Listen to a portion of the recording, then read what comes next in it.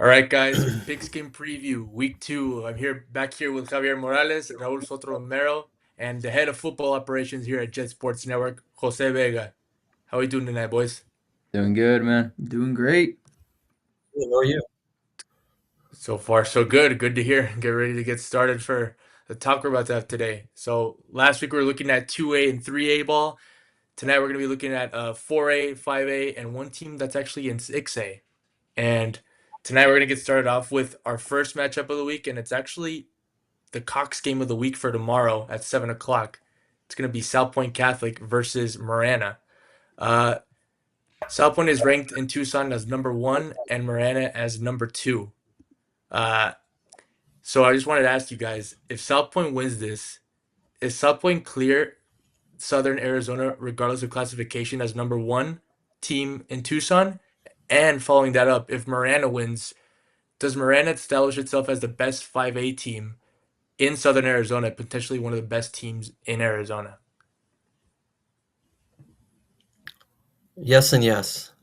If South Point wins, they're obviously the best team in Southern Arizona because I think right now it's South Point and Marana that are the two best programs overall, with Micah Mountain as a 4A. But if we're talking like the bigger schools, 5A and 6A, yeah, South Point wins. They establish themselves again as the top big school um, program in the Southern Arizona. I do believe though Micah Mountain next time they do reclassify though I think Micah Mountain is going to go up to 5A, so they will become like a bigger school like that. But and if Marana wins, then it just establishes that they're continuing their what they've done the last 3 years under Stewart. Even losing Sean Roebuck Jr. and Colton Meyer from last year, if they're able to keep the beat going with some of their top offensive players out from last year, then that just goes to show you how good of a coach Stewart is. Yeah, I would definitely agree with you as well, Javier. I feel like if South Point does win this game, especially since the fact that the home team has won every single game in this rivalry, I 100% agree with you. I will say, um, I went to Moreno's practice yesterday. There was a lot of intensity. I would say the D line in itself, I feel like is going to surprise a lot of people. Um, I would say the defensive back, Walter Evans Gonzalez, is gonna surprise a lot of people. Super intense. I want to say he's their head captain this year. And yeah, Jeffrey Smith was super explosive. I know that you attended South Point. How do you think their practice was? South Point, they did okay. It's a brand new team. At the end of the day, they lost a running back, they lost their wide receiver, they lost their quarterback. So it's a brand new team going out there. I know Marana has similar situations with a brand new quarterback, but if you ask me, I think Marana has the best chance to win. And to answer your question, Daniel, yes. So if Marana wins, they're the best team in Southern Arizona, straight up. One team that we didn't mention when we were talking about other teams is Desert View.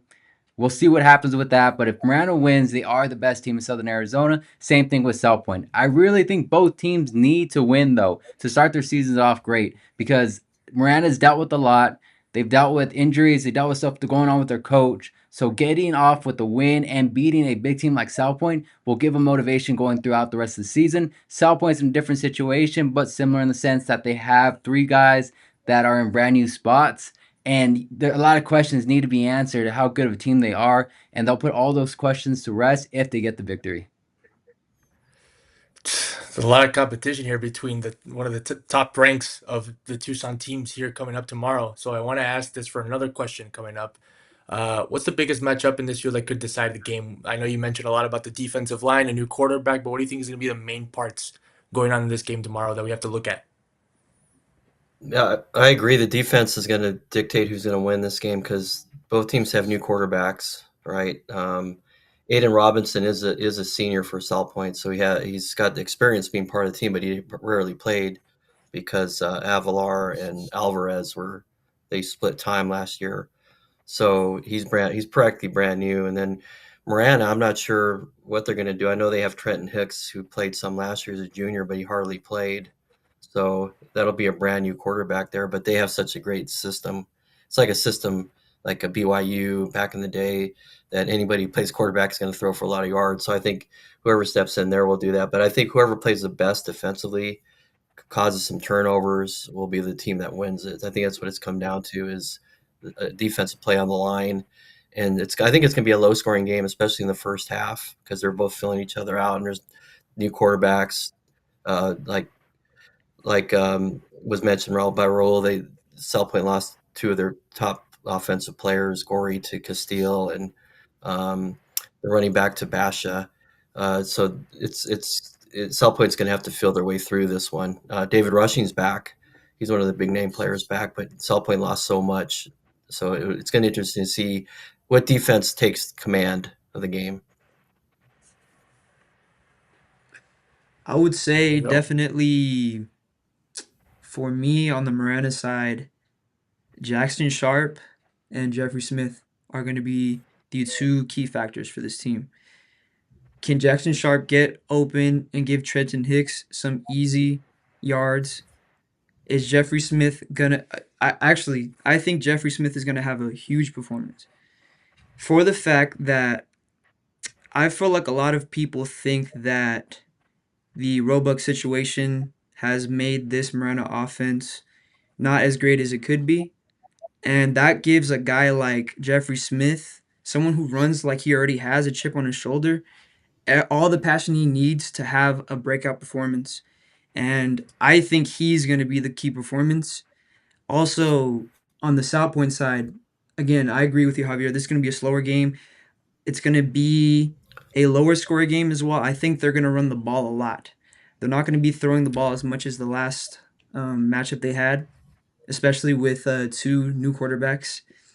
And South Point was fairly efficient with running the ball last year. I think it will be the same this year as well.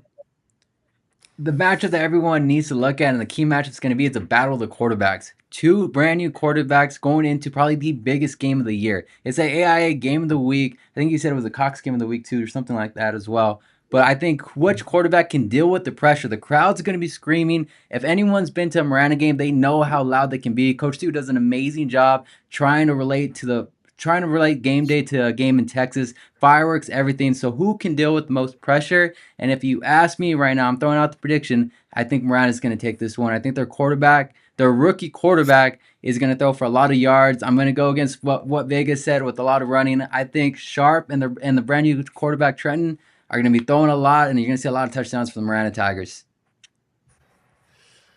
And we'll see what happens with those touchdowns tomorrow night. And we talked about the number 1 team and the number 2 team in Tucson. But we're going to move on to the number 3 team in Tucson is Micah Mountain versus Poston Butte. Micah Mountain is ranked dramatically higher in entering this game. And with this matchup, they have an outstanding roster, Micah Mountain, including seniors Corbin Green and Jeremiah Anderson. Micah Mountain hasn't established itself as one of Southern Arizona's premier programs. So I want to ask you guys, what does Poston Butte have to do defensively to keep this game from getting away? Well, Mike Mountain's another team that lost that doesn't have their quarterback back, so they have a new quarterback. I think it's going to be Brenton Baker, but they do have Becker and Consavage, if I'm pronouncing his name right. Consavage, he did play last year, so he has some experience. So it'd be interesting to see what happens there with that quarterback battle. Um, this is interesting. This is like the 4th straight year that they played each other to start off the year, the 5th straight year overall. And Micah Mountains have won the last 3, so they're going for 4 in a row to start. This time it's at Poston Butte, so it won't be as easy as last year. I went to that game, it was like 48.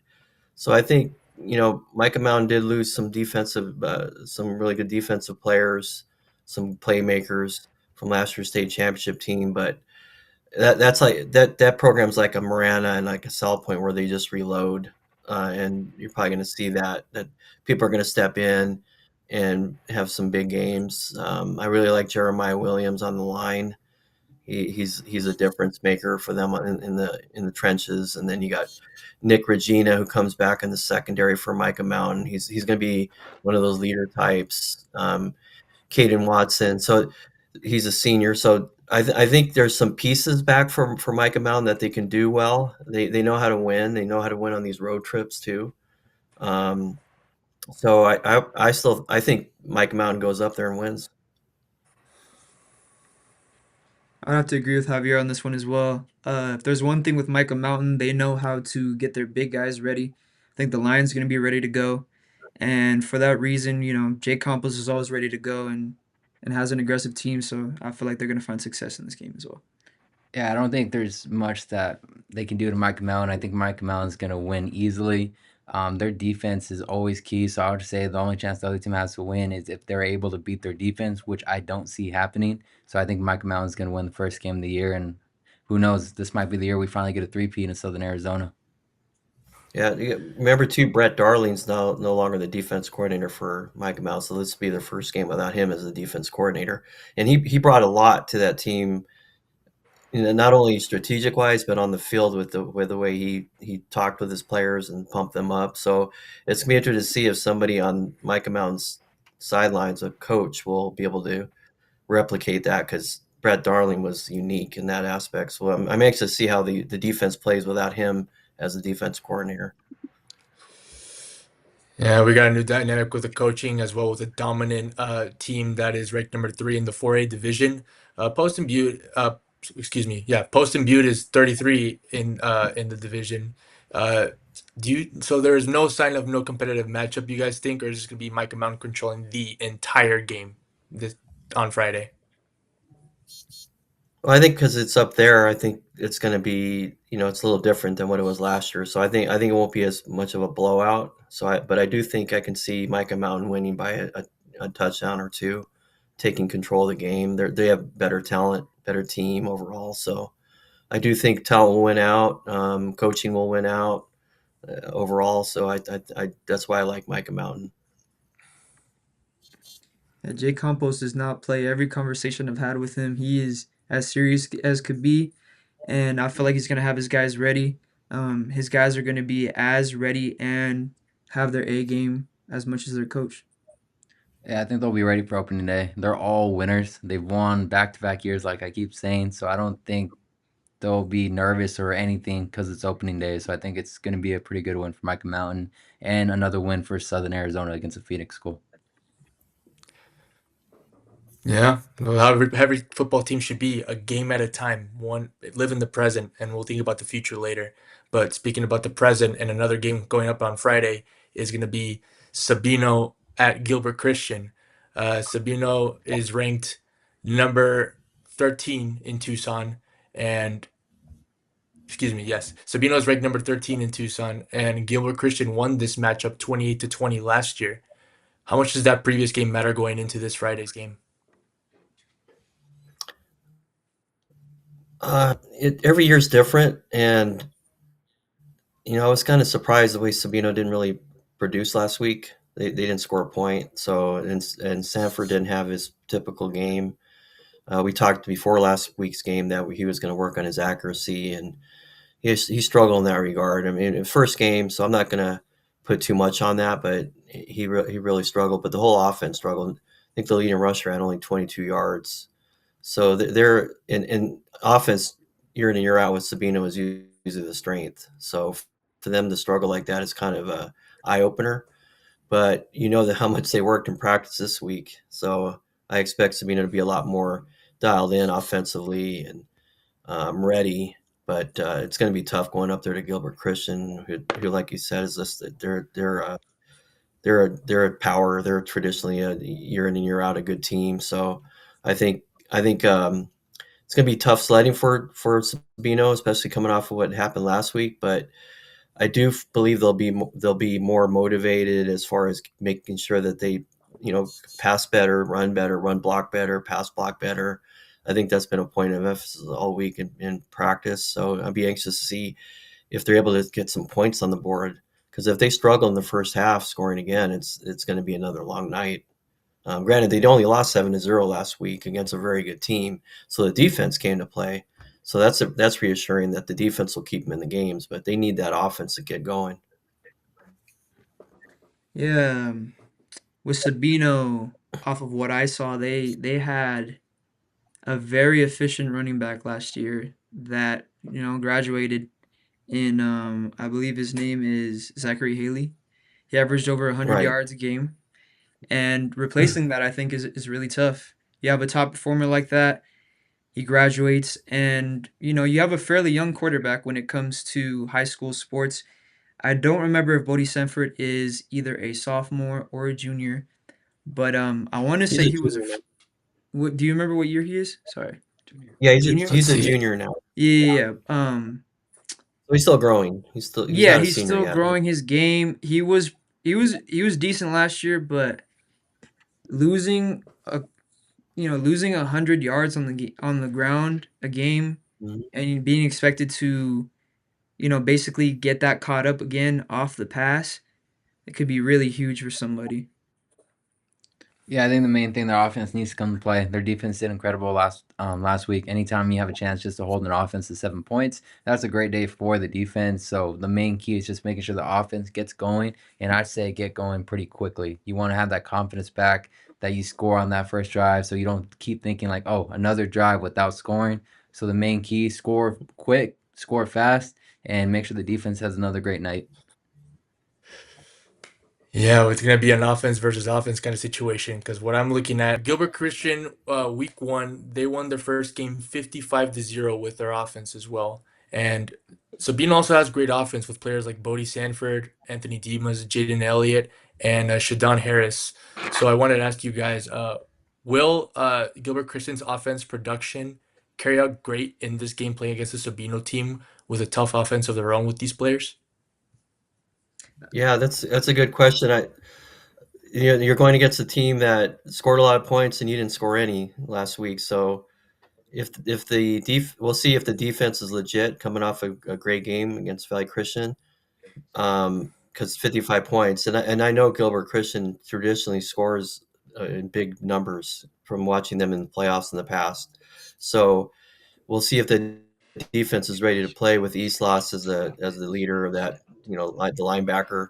Um, so I think Sabino's defense is going to be legitimate. So it's again for Sabino to win though, they can only do so much on defense. They need to have some sustained drives. They can't have turnovers like they did against Valley Christian. They have to establish some type of running game. They only ran for 66 yards against Valley Christian. That's not gonna cut it really. So yeah, so the defense I think will come ready to play. They've showed that against a good team already. So the offense has to produce. Offense has to produce. I 100% agree. Um, yeah, but the thing is, when you're relying on your defense, that could get tiring. If you're here going three and out every single possession, you're not going to get great performance from your defense. That's a lot to ask. And if in this game they're not performing at their best, the offense, then in reality, this defense is going to get tired. Who knows? It's not going to be the same as last weekend for that potent offense. Yeah, I think the main key with this whole game for Sabino is just forget about what happened. Forget about what happened last week because if you go in, kind of like what I said, if you go in thinking like, oh shoot, we didn't score at all last week and we didn't score our first drive, our second drive, it's gonna catch up to you, and then next thing you know, you're gonna be in the same situation. Gilbert Christian is a better team than Safford, in my opinion. They're a better team. They're facing a better team, but it also gives them the chance to restart the whole season. They knock off Gilbert Christian, it wipes up everything that happened last week. So all they need to do is get their offense going, score quick, score fast, have their defense work just like it did last week, and it'll be a great day for Sabino. And that's what two teams got to do. Forget about the past and go into the next game with a positive mindset. And we got two teams of the last matchup with a very positive mindset, a very aggressive mindset. It's going to be a little bit south of Tucson in southern Arizona. It's going to be Walden Grove at Sahuarita. These two teams are going to be playing for what is known as the Copper Cup over there. And Walden Grove beat Sahuarita 36-10 last season. Does this give Walden Grove the psychological advantage going into the rivalry game? I think yes, it gives them a psychological advantage because they've been able to control the series against Saudi the last few years. I know they didn't play for like a 10-year period, but when they've resumed it, Walden Grove's kind of dominated, and then for them to win big last year. The only thing is Saurito was leading, I think 8-7, or it was like really close up until almost halftime, and then the game got postponed because of rain. So they came back the next day, and Saurito didn't play the same. When Walden Grove really took over. So talking to Jake Allen, the Saudita coach, he felt like if that game wasn't postponed, they would have been in it to the end because they had that momentum or they had that confidence. Game stopped. They didn't were able to resume it, and then they had to play the next day, and then Walden Grove just took over. But so I think Saudita has some confidence because of that, and they have a good quarterback in Hartnett, who was the MVP of the 7-on-7 passing tournament at Keno earlier this summer in June. He took over for Rasheed Martin, who transferred to Desert View. Um, and the thing about Harden, he's never played quarterback before. And talking to Jake Allen, they didn't know how he was going to do. He was a good athlete, so they thought about just using him as a runner, pass here every now and then. But he turned out to be a really good overall balanced threat. And now he's one of the top quarterbacks coming into Southern Arizona, returning. So I think Saudita at home, uh, playing Walden Grove tough for at least the first half last year. Walden Grove is kind of like a quarterback in limbo right now because Abelos is no longer listed on their roster from last year. He was their starter because Matthew Avilar came from South Point. And he's going to start. He's going to play after the fifth game. Chase McGee, they're going to kind of groom him the first 5 games, then he's going to go back out to being a receiver. So it's kind of like they're kind of in transition there offensively. So it's going to be interesting to see how they do with that aspect because Avalar can't play because of the transfer rules. So I think that makes it a defensive game for Saudi to how good defensively are they going to be to kind of try to shut down Waldman Grove as much as possible without their true quarterback in there. That question of not having, you know, not really being sure who your quarterback's going to be, and also game planning can be really tough with that. You're just imagine in practice, you're getting these reps out, and originally you're trying to plan these things for Avalar because you know that he's probably going to be the starter for the rest of the season. And now you're having these questions of, all right, well, what kind of offense are we trying to run? I agree, it's going to be 100% a little bit more of a defensive game. It's a rivalry game, so it's always going to be chippy. There's going to be a lot of mistakes, a lot of turnovers. I think that fly is going to be thrown a lot, especially since it's Saudita versus Saudita here. And at the end of the day, I think this is going to be a one possession game. I think what we got to factor in too, just not what happened last year, is the idea that Walden Grove has a quarterback that's fighting for a spot even though he's the starter. Is that going to add pressure game one? The next thing we got to look at is the idea that anything can happen. There was a reason why these two teams didn't play each other for 10 years. We don't need to go into that, but these teams don't like each other that much, especially when they're on that football field. So I think anything can happen regardless of what happened last year. And who knows, we might see an upset, but I think it's going to be a close game till the very end. And are we doing predictions yet, Daniel? Yeah, we're gonna do this a little bit of rapid fire after all these All right, this wraps I'll up wait right for here my after we prediction get you. till then, but I'm just saying anything can happen when it comes to games like this. All right. Yes, anything can happen. And as well, we also covered that Sarita has a little defensive line they can use as their tactic to beat Walden Grove. But what do you think else that Sarita needs to do to make this a much more competitive game? They're going to have to be able to score against Walden Grove and show that their ability to maintain possessions against them because they didn't do that last year. And I think Walden Grove has more talent numbers wise. Saurita does have some good players. I really like Sergio Burgos. He's a flex player. He can play multiple positions, and he's a leader. He's a senior. And you have Brandon Carroll on the line, offensive line. He's good. They actually have two really good offensive linemen in Carroll and Remigio, and then their linebacker play with Nathaniel Gallardo is also good. But it's going to be enough to go against Walden Grove, who I think is going to be. They're going to challenge again Micah Mountain for the 4A Keno. I think they're that good, and people that I've talked to believe that this Walden Grove team could be, especially with Avalar finishing off the year, could be a team that can go deep in the playoffs. I feel like we're underestimating this quarterback kind of question a little bit. I don't know. In my opinion, I feel like Walden Grove will have to play. They're gonna feel like they have to play really fast on offense, and for this quarterback to get in groove, that's how it's gonna have to be. And in a rivalry game, that can go either way. Either they're gonna be score after score after score, or this is gonna be three and out, three and out, three and out, in my opinion. And I feel like Saurita is at home for this game, correct? And Yes. I feel like Yes. that adrenaline comboed with what they remember from last year, I think they might take it out in a one possession game. I think Saudita needs to do everything they did when they played Desert View Aquino. I know it's 7-on-7, but the idea is that they still beat Desert View. Desert View is a really, really good football team. If they're able to play how they played against Desert View for the 7-on-7s at Keno, they have a shot. I know they lost 38-10 last year, but like I said, anything can happen, especially when you're playing your crosstown rival. It's gonna be some blows out there tomorrow. There's gonna be a lot of noise, so we'll see what happens tomorrow at or excuse me, Friday at down south over there. And actually, final rapid question is the MVPs of you guys is coming into the next games. Mr. Morales, who you got as the top dog? I have to go in the biggest game of the week, which is the South Point Marana game. It has to be a player from there. So who I like coming out of that is Jeffrey Smith. I think he's gonna have a big game. I think he's gonna have a big running numbers. He's gonna be a difference maker as a linebacker.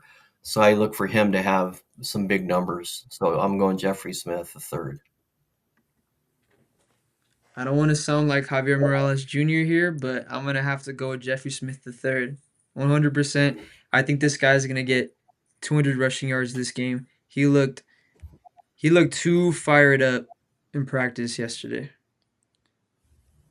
Part of me just wants to disagree, but I'm gonna agree with you guys. I used to call this kid the Punisher last year because he was punishing offenses when he was playing defense, and when he was on offense, he would punish the defense. I think he's gonna have a crazy game against South Point, and yeah, I'm sticking with you guys, Jeffrey Smith the third. And you're Javier Morales the third. Javier I'm just Morales. kidding. There we go. We That's got Mr. similar Morales. picks. Oh, Mr. Morales. Just kidding. End the podcast now. Well, we got an MVP on the field, but I say the MVPs off the field are All Sports Tucson and Jet Sports Network that are talking about these games as well. So we'll see you next week for Pigskin Preview Week 3, and good luck to all the teams. All right. Thank you, Daniel. Yeah. Thank Thanks, you, guys. guys.